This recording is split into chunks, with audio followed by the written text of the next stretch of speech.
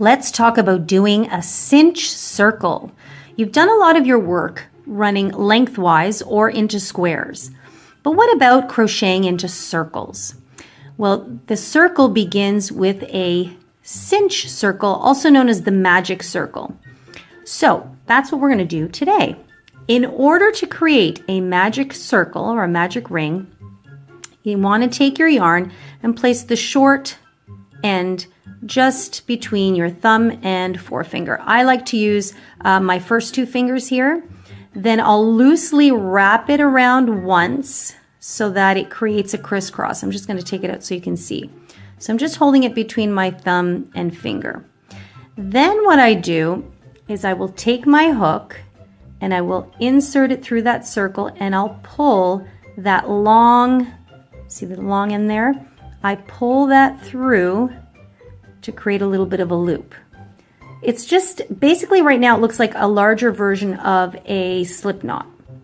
But then what I want to do is I want to secure that circle with a chain 1. And that is your cinch circle. And you definitely want to leave this tail here.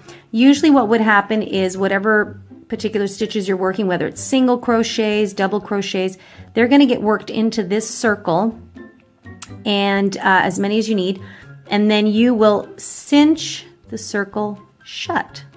So that's why a lot of times people will call it a cinch circle, so that it'll tighten the center of your circle. Some people actually like working their granny shells with a cinch circle instead of the traditional chain circle. So let's do that again to make sure that we've got it. So you're going to take your yarn, have the short tail sitting across your fingers there. You'll wrap the first two fingers around loosely till they crisscross. And I just hold it gently with my thumb and I let the long part hang behind.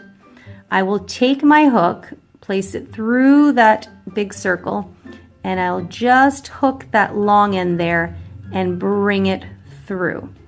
Once it's through, I then like to make sure that I secure it. Oops, it's getting a bit fiddly. With my thumb, and then I do a chain 1 just to kind of lock it in there. So now I know it's not going anywhere. And we've got our tail there. So if I put it down, just take my hook off here. If I put it down, it looks like this. So this little tail here is what we use to cinch the circle shut. This is our working loop, which we will put our hook into, and this is the working yarn. It actually makes a cute little design. So that is our cinch circle.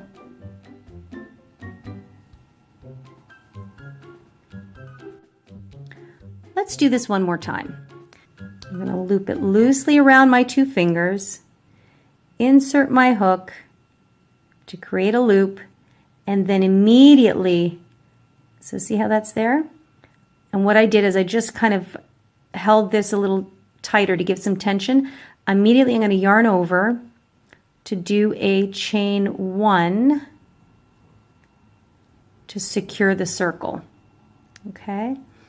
So for example, if I'm going to work double crochet into this cinch circle, I would chain now 3 to create the height, and then I would double crochet into the circle.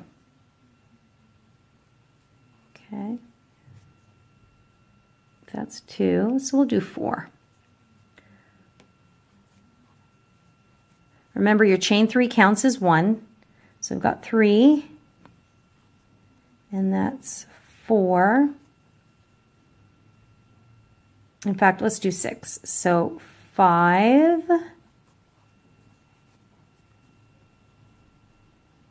whoops, and this is our 6th one. So it can be a little bit challenging at the beginning because you're holding just this piece of yarn here. So see, we've got 6 double crochets. 1, 2, 3, 4, 5, 6.